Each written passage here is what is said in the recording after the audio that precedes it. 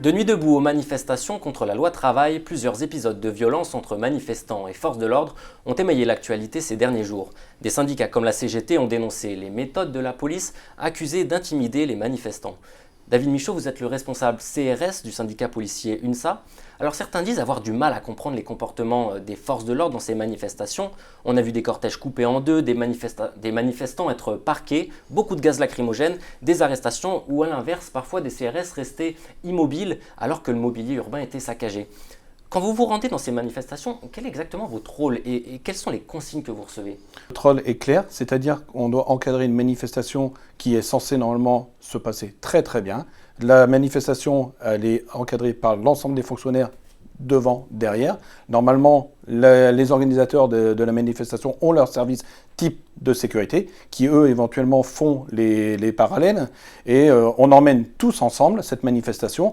Le début d'encadrement est emmené pour conduire l'ensemble de la manifestation et derrière pour éventuellement anticiper des mouvements qui pourraient causer des troubles à l'ordre public. Il faut savoir qu'il y a une réelle évolution. Avant, les casseurs se trouvaient à l'arrière de la manifestation. Maintenant, ils se mêlent à l'ensemble de la manifestation pour essayer de désorienter la manifestation en totalité. Et alors, quelle est la stratégie que vous menez en cas de trouble ? Alors, les collègues qui sont en tenue, eux, encadrent et sont visibles. Nous, on a la partie des collègues qui sont en civil, les BAC, les services spécialisés, qui, eux, repèrent les personnes qui viennent causer les troubles à l'ordre public, essayent de les prendre, en fait, ils les encadrent et ils essaient de les amener en dehors de la manifestation pour les interpeller, effectuer au pire un contrôle d'identité pour que ces personnes-là ne continuent pas à nuire à la manifestation. Et en revanche, donc, certains critiquent aussi parfois l'immobilisme des forces de sécurité quand il y a des saccages dans les rues.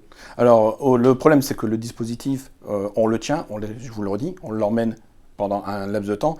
Il y a des moments, on ne peut pas suivre cette manifestation et à la fois intervenir sur des fauteurs de troubles. Maintenant, on a un gros problème lié à l'effectif aussi, il ne faut pas qu'on l'oublie. On interpelle avec les moyens qu'on a. Alors, on a l'impression que la position des forces de police s'est durcie au fil de ces dernières manifestations.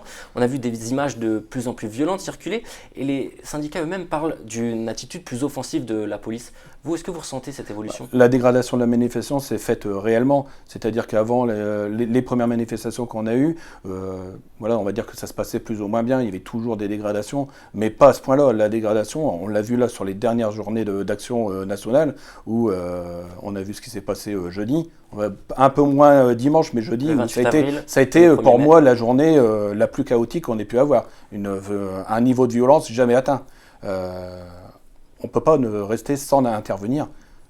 Il faut penser qu'il y a les Parisiens qui sont là, ou tout ce qui est autre manifestation nationale. Eux aussi, on a des comptes à rendre à leur niveau.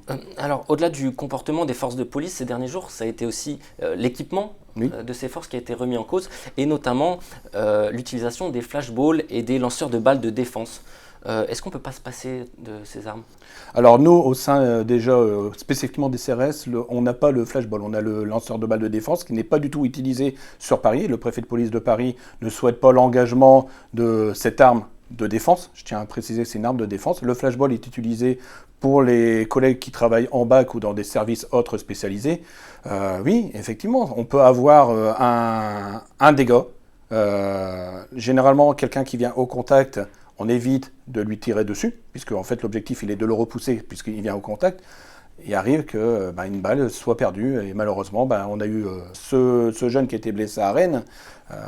Le 28 avril qui aurait perdu son œil. Voilà, et on a une enquête IGPN. Maintenant, si l'IGPN décide que les collègues ont une part de responsabilité, ils passeront éventuellement sur un conseil de discipline, ce que je ne souhaite pas. J'espère quand même que l'enquête IGPN va prouver que le collègue ou les collègues sont intervenus dans le cadre de légitime défense. Mais alors justement, on a vu ces derniers jours des policiers se livrer à des actes de violence envers certains manifestants.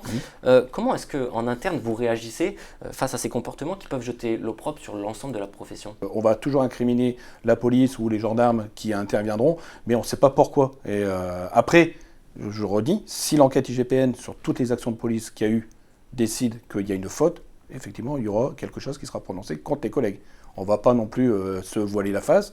Il y a des gens qui, effectivement, peut-être ont été un peu trop loin, mais s'il y a lieu d'être sanctionnés, ils seront sanctionnés. Je répète, je ne le souhaite pas. Merci beaucoup David Michaud. Je rappelle que vous êtes le responsable CRS du syndicat policier UNSA. Et pour retrouver tous nos contenus sur le sujet, rendez-vous dans les pages du Monde et sur lemonde.fr. Bonne lecture.